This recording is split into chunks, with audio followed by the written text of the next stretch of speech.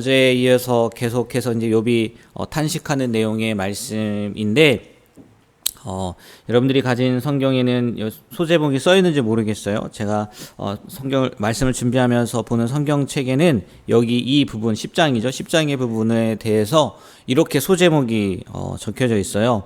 고난에 대한 탄식과 죽음을 동경하는 욥이라고 이렇게 적혀져 있어요. 아마 다를 거예요. 제가 보는 성경과.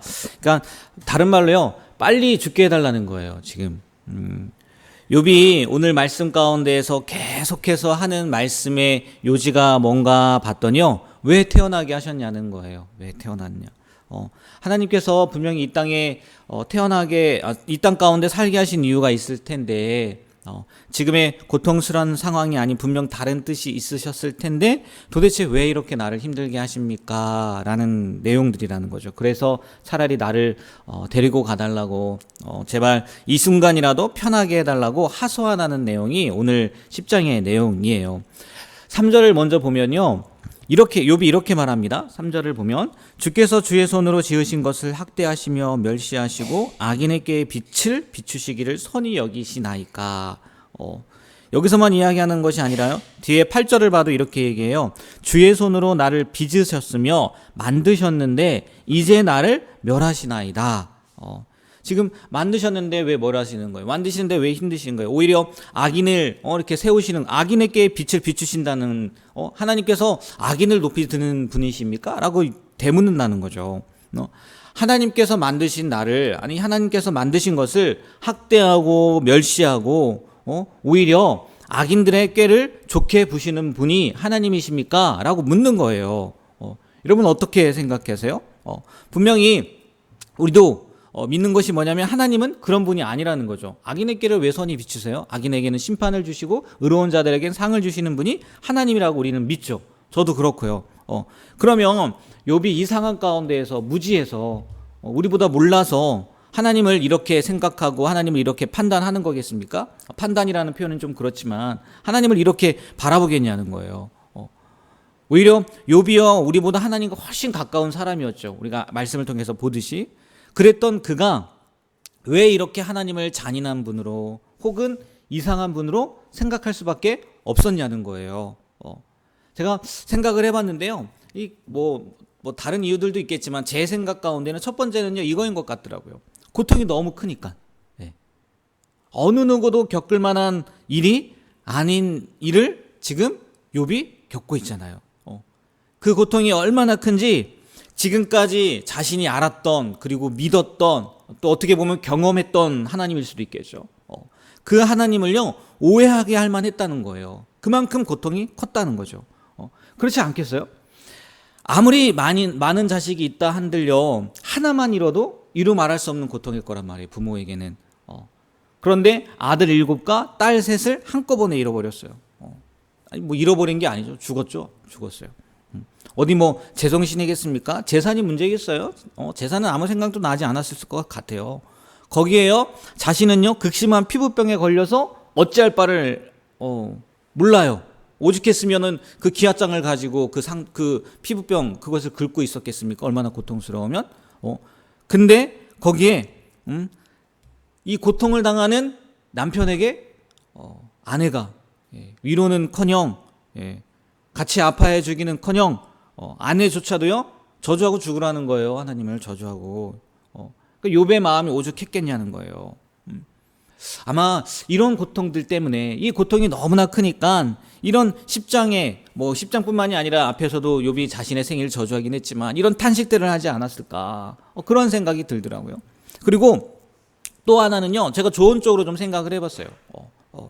그냥 있는 그대로의 그 자신의 마음을 속이지 않고 다윗처럼 훨씬 후대의 사람이긴 하지만 하나님 앞에 토해낸 것은 아닐까라는 생각이 들더라고요. 욥이 계속 고백하고 인정하는 게 뭐냐면요 하나님은 전능하신 분이라는 거예요. 인간의 지식으로는 도무지 알 수 없는 분이라는 거예요. 그런데 그분을 속일 수 있겠어요?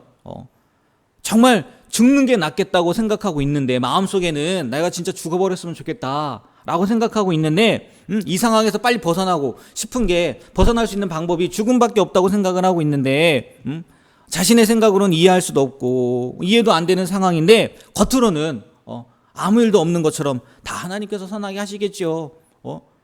그럼 틀림없이 하나님께서 그렇게 하실 거야 하고 믿음 있는 척하면 하나님께서 그것을 모르셨겠냐는 거예요. 다 아시겠죠. 그러니까 욥은요, 지금 자신이 느끼고 있는 거, 자신이 생각하고 있는 거요, 모두 다 솔직하게 고백하고 있는 거예요. 차라리 죽여달라는 거죠. 여러분, 부모의 입장에서 한번 생각을 해보면 자식이 그런 말을 한다고 생각을 해보세요. 부모님의 마음이 어떻겠어요. 그럼에도 불구하고 욥은요, 하나님 앞에 속일 바에 진짜 내 속은 막 썩어 문드러지고 있는데 겉으로 하나님은 전능하신 분이고 하나님 선하신 분이니까 좋게 하실 거야. 이 화를 뭐 의로 바꿀 거야. 복으로 바꾸실 거야. 이렇게 한들 그게 무슨 의미가 있었겠냐는 거예요. 그러니까 욥은요, 하나님 앞에 그냥 다 토해낸 거라는 거죠. 내 마음이 이렇습니다, 하나님. 나 정말 죽을 것 같은 게 아니라 차라리 죽여주세요 라고 이렇게 표현을 했다는 거죠. 그런 생각이 들더라고요. 우리도 우리의 삶에 있어서도 마찬가지 아니겠냐는 거예요. 하나님은요, 우리의 머리털까지 세신 바 되었다고 말씀을 하고 계세요. 10길 물속은 알아도 한 길 사람 속은 모른다고 하잖아요.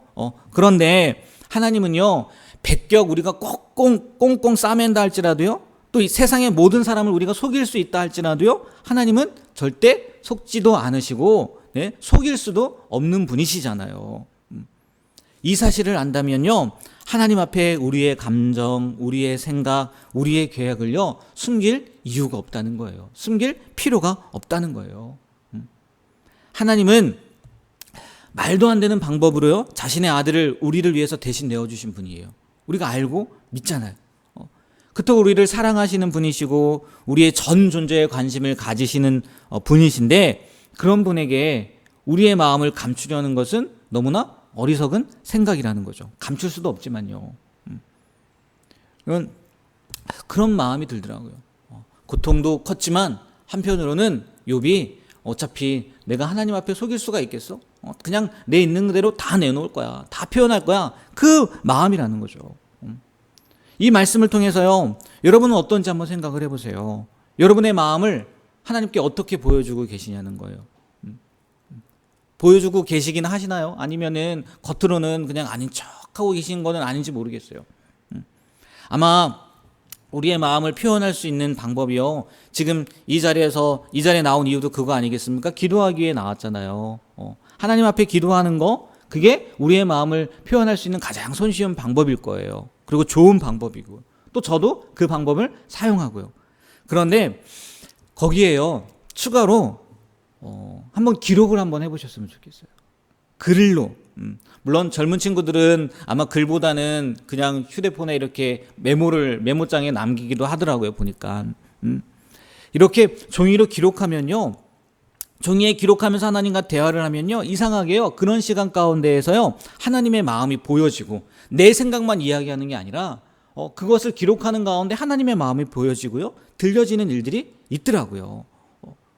그래서 그런지 몰라도요, 유기선 목사님이 계속 이야기하는 게 뭐예요? 영성일기잖아요. 매일같이 하나님과 대화하는 거거든요. 그게 결국은요, 우리가요, 오늘 이 욥의 10장의 말씀을 통해서, 물론 욥이 그런 의도로 했는지 안 했는지 모르겠어요. 근데 저는 말씀을 묵상하면서 그런 생각이 들더라고요. 있는 그대로 그의 마음을 표현한 것은 아닐까. 우리도 기도하면서 표현을 하는데 거기에 한 차원 더, 한 걸음 더 나아가서 한번 기록을 한번 해보세요.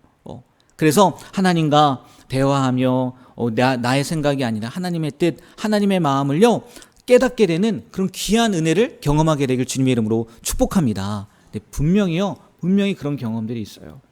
뭐 저희 개인적인 경험이기도 하지만 저뿐만이 아니라 우리 성도님들 가운데에도요, 틀림없이 이러한 일들이 일어날 줄 믿습니다. 그러니까 뭐 유기선 목사님도 영성일기 계속하는 거겠죠.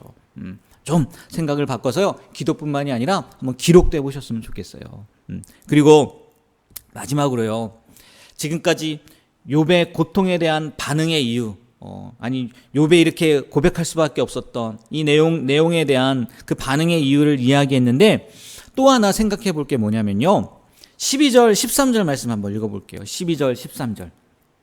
네, 찾으셨나요? 12절 13절 다 같이 한번 읽어보도록 하겠습니다. 생명과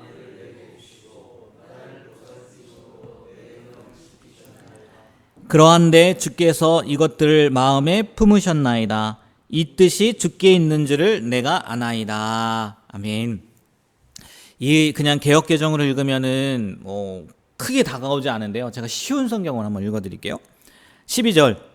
내게 생명과 은혜를 주셨고 내 영을 돌보아 주셨습니다. 13절입니다. 그렇게 하시고 다른 뜻이 있으셨습니까?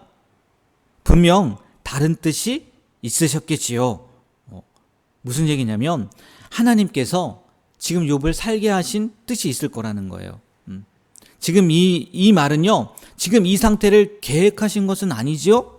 라고 하나님 앞에 반문하는 거라는 거예요. 지금 하나님, 이거요, 이런 상태를 하나님이 계획하신 건 아니죠? 분명히 다른 뜻 있는 거 아니에요? 이렇게 되묻고 있다는 거죠. 이 문장 그대로로 한번 생각해 보셨으면 좋겠어요. 무슨 얘기냐? 욥뿐만이 아니라 하나님께서 우리에게 생명과 은혜를 주시고 이렇게 돌보아 주시고 살게 하신 이유 틀림없이 있다는 거예요. 틀림없이 하나님의 계획과 뜻이 있으셔서 이 땅 가운데에서 살게 하셨다는 거예요. 그리고 우리의 삶의 여정이 아마 그것을 하나님의 계획을 알아가고 채워가는 과정이지 않을까 한다는 거죠. 어떤 분들은요, 어렸을 때부터 그 목적과 이유를 알아서 일찌감치 사명을 찾아서 떠나고요. 또 어떤 분들은요, 늦게나마 그 사명을 알게 되어서 헌신하게 되고요. 저마다 시기와 방법은 다르지만 분명 하나님께서는 그것을 깨달아 알고 채워나가길 원하신다는 거예요. 분명히 이유가 있다는 거예요. 오늘 말씀을 통해서요, 다시 한번 곰곰이 생각해 보셨으면 좋겠어요. 하나님께서 내게 생명을 주신 이유는 뭘까? 하나님께서 나를 이곳 여기에 보내신 이유는 뭘까? 분명한 건요, 욥처럼 고통 가운데 살다가 죽어라 이거 아니에요. 이거 아닐 거예요. 그렇지 않겠습니까? 욥도요 지금 그게 궁금했거든요. 아니 하나님, 이 이유는 아니죠? 지금 되묻고 있는 거잖아요. 여러분, 분명히요, 저마다 하나님께서 이 땅에 보내신 이유와 목적이 있다는 거예요. 일의 크고 작음, 가볍고 무거움이 문제가 아니에요. 생각해 보세요. 좀 우스갯소리긴 하지만 여러분, 주걱으로 길을 팔 수 있어요? 네? 주걱으로 어떻게 길을 파요? 귀에게는 귀이개로서의 사명이 있는 거고요. 밥주걱은요, 밥주걱으로서의 사명이 있는 거예요. 우리도 각자의 자리에서 하나님께서 맡기신 사명이 있다는 거죠. 그냥 그렇게 살다 죽어라 아니라는 거예요. 욥처럼, 욥이 하나님한테 질문했던 것처럼 너 고통 가운데 죽어라 아니라는 거예요. 반문하고 있다는 거예요. 욥이 아니겠죠 하나님? 설마 이건 아니시지요? 라고 질문하고 있는 것처럼 우리의 삶 가운데에도요, 틀림없이 하나님께서 맡겨주신 사명이 있단 말이에요. 그 사명을 발견하신 분은 계속해서 밟고 나아가시면 되고요. 네? 걸어 나아가시면 되고, 아직까지 그것을 깨닫지 못한다면요, 욥처럼 질문하셨으면 좋겠어요. 하나님, 이게 아니죠? 하나님, 제가 이렇게 사는 거 아니죠? 이게 하나님의 계획이 아니죠? 라고요, 묻고요, 하나님의 뜻을 발견하게 되길 주님의 이름으로 축복합니다. 예, 욥도요, 나중에 발견하게 되잖아요. 그렇지 않습니까? 욥도 모든 것들을 다 경험하고 나서 나중에 하나님의 뜻이 그게 아니었다는 것을 느끼게 되고, 느끼는 게 아니죠. 하나님 앞에 직접 들은 거죠. 음성을 듣고 많은 사람들 앞에 욥의 의로움을 증명해 보이지 않습니까? 우리의 삶 가운데도요, 틀림없이 하나님의 계획이 있음을 믿습니다. 네, 그 계획을요, 우리가 찾으신 분은 계속해서 걸어 나아가시고, 못 찾으신 분은 하나님 앞에 묻고요, 찾아냄으로 말미암아 그 삶을 사시게 되길 주님의 이름으로 축복합니다. 네, 그게 진짜 우리의 길일 거예요. 기도하겠습니다. 하나님, 오늘도 생명 주셔서 주님 앞에 나와 욥의 고백을 통해서 우리에게 주시는 하나님의 음성을 듣게 됩니다. 우리도 하나님 앞에 이 새벽마다 나와서 우리의 마음을 고합니다.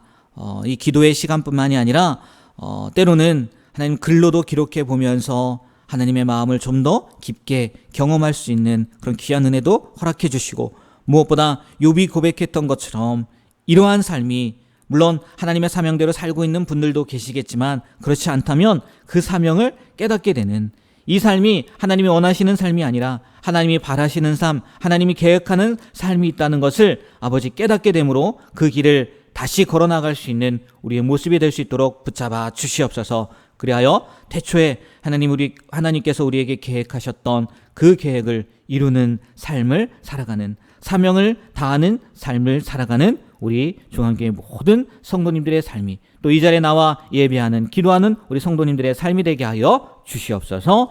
예수님의 이름으로 기도합니다. 아멘.